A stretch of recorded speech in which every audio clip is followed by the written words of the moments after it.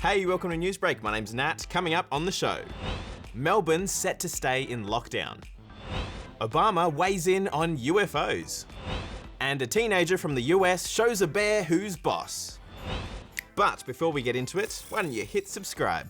Why not? Melbourne. I'm sorry guys, it looks like your lockdown's not going to end tomorrow night. Authorities say this strain of COVID-19 is spreading in a way they've never seen before. So to play it safe, they're keeping you guys home for another week. Check it out. Day 5 of lockdown. Only 2 more left. Day 6 of lockdown. Looks like we're gonna be here for longer than I thought.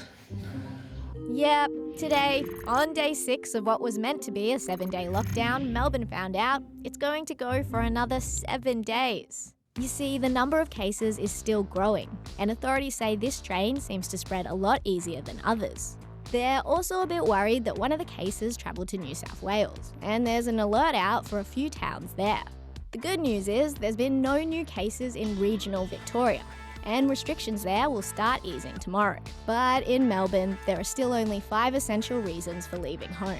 Although people will be able to travel further for shopping and exercise, and students in year 11 and 12 will return to face-to-face learning. It's going to be tough for a lot of people. Lockdown days feels like it's so long. Online learning again. Melbourne, don't lose hope, because we will get through this. 7 extra days, but we can do this. Goodbye. Good luck. Brazil's Amazon rivers have flooded to historic levels. It's affecting hundreds of thousands of people here in Manaus. It's the biggest city in the Amazon and sits on the banks of the Negro River. The water levels have been rising for weeks, and they're now the highest they've been in a century. Australia had a good day at the French Open, but there have been some worries about Ash Barty's health. The Aussie star made it through to the second round despite a hip injury.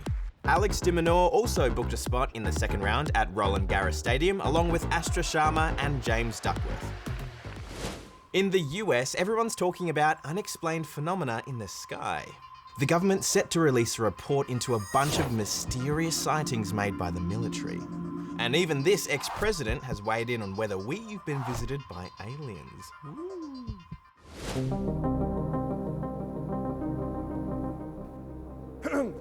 Sir. Johnson, what is it? It's Jackson, actually, sir, but you're gonna want to see this. Sir, what do you think it could be? Johnson? I have no idea. The government has already stated for the record that they're real. I'm not telling you that. The United States government is telling you that. There's footage and records of objects in the skies that we don't know exactly what they are. Yep, straight from the mouth of the former US president, UFOs are real. But that doesn't mean this guy is. The US government calls them UAPs, or unidentified aerial phenomena. And it means literally just that. Something unidentified flying through the air. What was that? In the 1940s, a flying saucer in Roswell, USA, turned out to be a weather balloon. In the 1950s, an alien encounter was just a lightning strike. But recently, it's these videos that have got people, well, completely stumped. Over the years, the US government has released a stack of UAP videos. Most likely they're not actually aliens, but the government's been investigating. Anything that enters an airspace that's not supposed to be there is a threat. Later this month, they'll release a report outlining everything they do and don't know. Maybe the answer is simple. Maybe it's just funny-looking airplanes. Or maybe, just maybe, Come in. it really is aliens coming to visit. Oh, Johnson, come on, do you want a cuppa? Come sit down. All right, mate, you ready to go? Now it's time to take a leap. Metaphorically, please don't try this at home.